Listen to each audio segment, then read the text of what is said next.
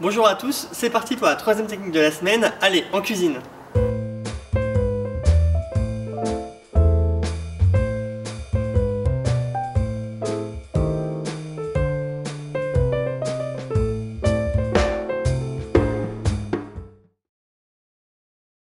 Bonjour à tous et bienvenue sur Erdo.fr.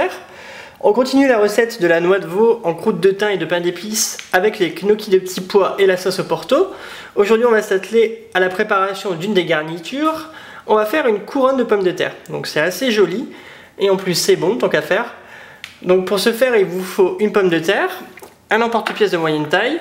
Donc je vous conseille en général d'en acheter beaucoup, on en trouve maintenant partout, surtout de manière arrondie. Donc prenez plusieurs tailles, c'est toujours intéressant. Et une mandoline. Donc on va être obligé de passer par la mandoline. Je suis désolé pour ceux qui n'en ont pas. C'est éventuellement possible de le faire au couteau, mais c'est beaucoup plus délicat dans le sens où il nous faut une taille de pomme de terre qui sera uniforme. Donc pour commencer, on va éplucher la pomme de terre. Il y a une petite manipulation à faire qui est super importante, c'est de faire une belle base plate, quitte à perdre un petit peu de chair.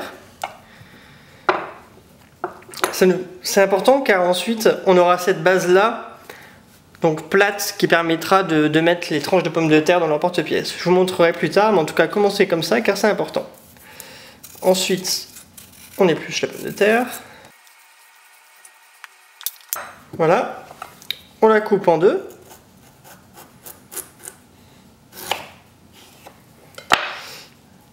Comme ça. Et ensuite, on va la couper à la mandoline. Pour utiliser la mandoline, il y a quelques règles à respecter, surtout pour pas se couper, pardon.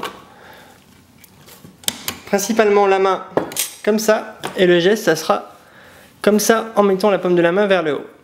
Ne surtout pas faire comme ça ou comme ça, vous risquez de vous couper. La paume vers la main, vers le haut, et on pousse.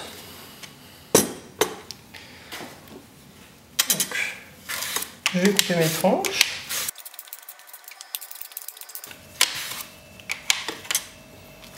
Voilà.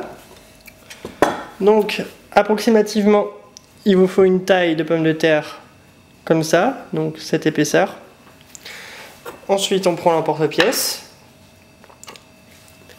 et on assemble. Donc, on fait tout simplement le tour de l'emporte-pièce en respectant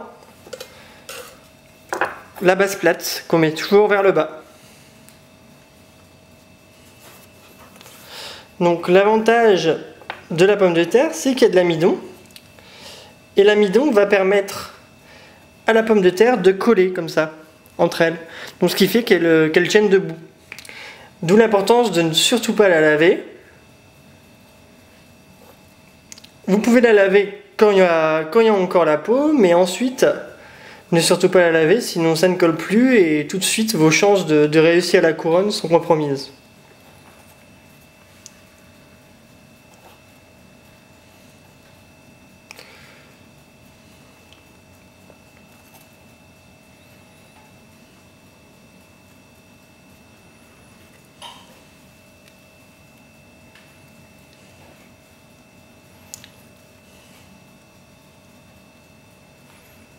Voilà.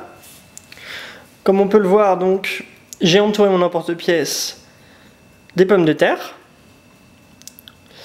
Maintenant, on va enfourner ça au four à 200 degrés pendant 20 minutes. Donc, en fonction de la température du four, la durée peut peut-être changer. En tout cas, c'est assez simple pour savoir quand cette garniture sera prête. Le haut sera grillé, donc ça sera un peu coloré. Et le milieu, là, donc si vous pointez votre couteau, sera tendre. Ensuite, on enlèvera la porte-pièce et on aura une couronne. Je vais cuire ma couronne de pommes de terre et je vous retrouve juste après.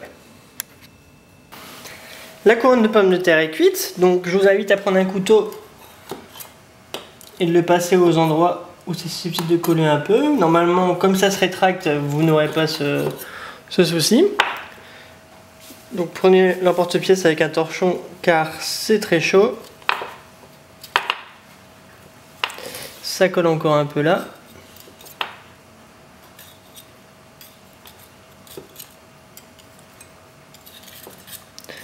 Donc soyez délicat, hein, même si en général ça tient très bien. Voilà. Donc ça donne ça, donc une belle couronne de pommes de terre. Ça donne du volume au plat et c'est une manière originale de cuisiner la pomme de terre. C'est fini pour aujourd'hui. Je vous retrouve demain pour la suite de la recette. À bientôt.